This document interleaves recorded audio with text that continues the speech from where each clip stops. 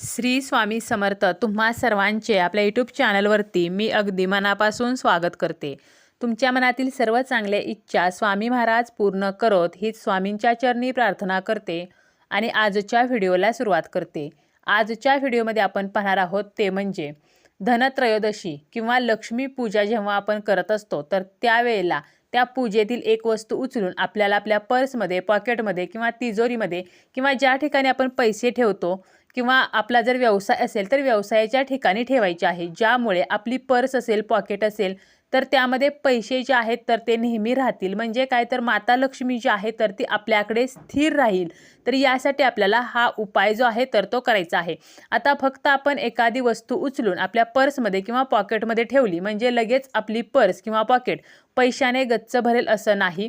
तर आपण जे कष्ट करत असतो त्या कष्टांना फळ मिळावं किंवा आपल्याकडे जो पैसा येतो तर तो पैसा घरामध्ये टिकावा, माता लक्ष्मी स्थिर व्हावी, तर यासाठी आपल्याला हे जे उपाय आहेत तर ते करायचे आहेत। फक्त आपण उपाय केले आणि लगेच आपल्याकडे पैसे आले तर असं होत नाही। आपलं कर्मसुद्धा चांगलं असायला हवं। त्याचप्रमाणे आपण हे जे उपाय आहेत तर ते फक्त सकारात्मकता वाढवण्यासाठी करत असतो। जेव्हा एखाद्या वास्तूची सकारात्मकता वाढते आणि नकारात्मकता नष्ट होते तर तेव्हा त्या ठिकाणी ज्या पॉझिटिव्ह लहरी आहेत तर त्या जास्त प्रमाणामध्ये कार्यशील असतात आणि यामुळे माता लक्ष्मी जी आहे तर ती प्रसन्न होते आणि आपल्या घरामध्ये कायमचं वास्तव्य करते।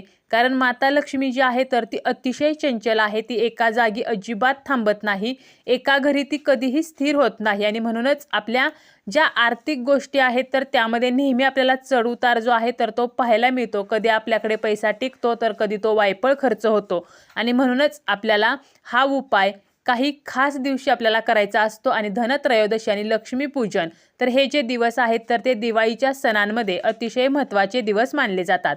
आता यंदा धनत्रयोदशी कधी आहे तर धनत्रयोदशी ही मंगळवारी 29 ऑक्टोबर 2024ला आहे आणि लक्ष्मीपूजन आहे शुक्रवारी 1 नोव्हेंबर 2024ला। आता धनत्रयोदशी आणि लक्ष्मीपूजन दोन्ही सुद्धा मंगळवारी आणि शुक्रवारी आलेला आहे, म्हणजे देवीला जे वार समर्पित आहेत तर या दिवशी आलेला आहे। त्यामुळे आपल्याला नक्की हा उपाय करायचा आहे, कारण काही उपाय हे ठराविक दिवशी ठराविक तिथींना जर आपण केले तर त्याचे फळ आपल्याला कित्येक पटीने जास्त मिळते। जर आपल्या घरामध्ये पैसा येत नाही किंवा आलेला पैसा टिकत नाही, पैसा खूप येतो परंतु तो खर्च सुद्धा लगेच होत आहे, पैसे येण्याच्या अगोदरच पैसा बाहेर जाण्याचे मार्ग ठरलेले आहेत किंवा आपले कर्ज जे आहे तर ते वाढत आहे, काही केल्या कर्ज फिटत नाही, तर अशा समस्येसाठी आपण हा जो उपाय आहे तर तो करायचा आहे। आता काय करायचं आहे, पहिला उपाय म्हणजे धनत्रयोदशीचा। धनत्रयोदशीची जेव्हा आपण पूजा मांडणी करत असतो तर आता धनत्रयोदशीची पूजा आपण का करतो तर आपल्याकडे जे धन आहे तर त्या धनासंबंधी एक कृतज्ञता व्यक्त करण्यासाठी धनत्रयोदशीची पूजा केली जाते। म्हणजे आपल्या धनाचे पूजन करायचे आहे। धन म्हणजे काय तर फक्त पैसा नाही, तर पैसा असेल, दागिने असतील किंवा आपल्या घरातील धनधान्य असेल, म्हणजे ज्या गोष्टीमुळे आपलं पालन पोषण होतं तर अशा गोष्टींची आपण धनत्रयोदशीच्या दिवशी पूजा करत असतो आणि या दिवशी आवर्जून आपण धने जे आहेत तर ते खरेदी करत असतो। मुठभर का होईना धने नवीन आपल्याला खरेदी करून आणायचे असतात। आपल्या घरामध्ये कितीही धने असले तरी सुद्धा धनत्रयोदशीच्या दिवशी आपल्याला धने जे आहेत तर ते घरी आणायचेच आहेत आणि त्या पूजेमध्ये आपल्याला एका वाटीमध्ये हे धने ठेवायचे आहेत। त्याचप्रमाणे धनत्रयोदशीला धने आणि गूळ तर असा नैवेद्य सुद्धा दाखवला जातो।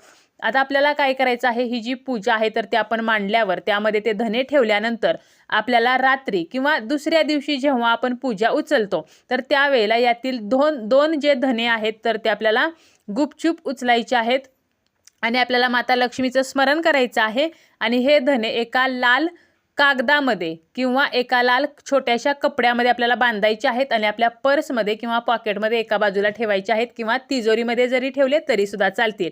तर हा झाला धनत्रयोदशीचा उपाय की आपल्याला 2 धने ठेवायचे आहेत। आता लक्ष्मीपूजनाच्या दिवशी आपल्याला काय करायचं आहे तर आपल्याला एक नवीन लाल कापड घ्यायचं आहे, 2 लवंगा, 2 वेलची आणि 1 कापूर, तर एवढं साहित्य घ्यायचं आहे। आता हा उपाय जो आहे तर स्त्री पुरुष कोणीही हा उपाय करू शकतात आणि सकाळीच लक्ष्मीपूजनाच्या दिवशी सकाळीच आपल्याला आपली देवपूजा वगैरे झाल्यानंतर जेव्हा सूर्योदय होतो तर त्यावेळेला आपल्याला काय करायचं आहे तर आपल्या देवघरासमोरच बसायचं आहे, बसायला आसन घ्यायचं आहे, आपल्याला हळदी कुंकू लावून घ्यायचं आहे। त्यानंतर आपल्याला काय करायचं आहे, दिवा सुद्धा प्रज्वलित असायला हवा आणि आपण जे लाल कापड घेतलेलं आहे तर ते एका तामणामध्ये अंतरायचं आहे आणि 2 लवंग, 2 वेलची आणि 1 कापूर जो आपण घेतलेला आहे तर उजव्या हातामध्ये घ्यायचा आहे. 108 वेळेला आपल्याला नवार्णव मंत्र ओम ऐं ह्रीं क्लीं चामुंडाय विच्चे, ओम ऐं ह्रीं क्लीं चामुंडाय विच्चे, तर हा नवार्णव मंत्र 108 वेळेला म्हणायचा आहे. 1 वेळेला महालक्ष्मी अष्टकम म्हणायचं आहे आणि जरी तुम्ही 16 वेळेला महालक्ष्मी अष्टकम म्हटलं तरी अतिशय उत्तम, परंतु 16 वेळेला शक्य नसेल तर 1 वेळेला तरी महालक्ष्मी अष्टकम म्हणायचं आहे. यानंतर आपली इच्छा बोलायची आहे, जसं की पैसा यावा किंवा इन्कम वाढावं, इन्कम वाढण्याचे मार्ग मिळावेत, आलेला पैसा आपल्या घरामध्ये टिकावा, अशी जी इच्छा आहे पैशासंबंधी, धनासंबंधी, घरामध्ये धनधान्यामध्ये वाढ व्हावी, तर ही इच्छा बोलायची आहे. आणि ही इच्छा बोलल्यानंतर त्या लाल कापडावरती आपल्याला या वस्तू ठेवायच्या आहेत आणि आपल्याला हे जे कापड आहे तर व्यवस्थित गुंडाळून त्याची आपल्याला पुरचुंडी तयार करायची आहे. किंवा तुम्ही छोटीशी पोटली जरी तयार केली किंवा फक्त जरी कापड गुंडाळलं, म्हणजे या वस्तू त्या कपड्यामध्ये गुंडाळल्या तरी चालतील. आणि त्यावरून आपल्याला रक्षासूत्राचा धागा गुंडाळायचा आहे. आणि आपल्या देवघरामध्ये ज्या ठिकाणी लक्ष्मीची मूर्ती असेल किंवा फोटो असेल तर तिच्या चरणाजवळ आपल्याला हे ठेवायचं आहे. यानंतर संध्याकाळी जेव्हा आपण लक्ष्मीपूजन करतो तर त्यावेळेला काय करायचं आहे, लक्ष्मीपूजन जेव्हा आपण करणार आहोत तर त्यामध्ये लक्ष्मी मातेच्या चरणाजवळ पुन्हा एकदा ही पोटली जी आहे, म्हणजे आपण ज्या वस्तू गुंडाळून ठेवलेल्या आहेत तर ती पोटली आपल्याला उचलायची आहे आणि त्या लक्ष्मीपूजनामध्ये सुद्धा ठेवायची आहे. आणि लक्ष्मीपूजन वगैरे आपलं सगळं करून झाल्यानंतर काय करायचं आहे, एक 5 ते 10 मिनिटाने तुम्हाला पुन्हा लक्ष्मीपूजेमधून ही पोटली उचलायची आहे आणि आपल्या पर्समध्ये किंवा पॉकेटमध्ये किंवा तिजोरीमध्ये ठेवायची आहे. अशा ठिकाणी ठेवायची आहे की इतरांना दिसणार नाही किंवा ज्या ठिकाणी आपला सारखा हात लागणार नाही. बऱ्याच वेळेला आपण नॉनव्हेज वगैरे खात असतो तर त्यावेळेला आपला हात लागणार नाही, तर अशा ठिकाणी आपल्याला ठेवायची आहे. आता पर्स पॉकेट आपण रेग्युलर वापरतो त्यामध्ये सुद्धा आपल्याला एका अशा बाजूला की ज्या ठिकाणी आपण सहसा हात लावत नाही तर अशा कप्प्यामध्ये वगैरे ठेवायची आहे. आता आपल्याला हा उपाय करताना काळजी काय घ्यायची आहे, तर इतरांना सांगायचं नाही की मी अमुक असा उपाय करणार आहे. गुपचूपपणे आपल्याला हा जो उपाय आहे तर तो करायचा आहे. यामुळे काय होणार आहे की माता लक्ष्मी स्थिर होणार आहे. वायफळ खर्च जे आहेत तर ते कमी होणार आहेत. कारण लवंग, वेलची या ज्या गोष्टी आहेत तर त्या लक्ष्मीला प्रसन्न करतात किंवा लक्ष्मीला आकर्षित करतात. लक्ष्मीकारक अशा या वस्तू असतात आणि म्हणून आपल्याला या वस्तूंचा वापर करायचा आहे आणि या वस्तू आपल्या पर्स किंवा पॉकेटमध्ये ठेवायच्या आहेत.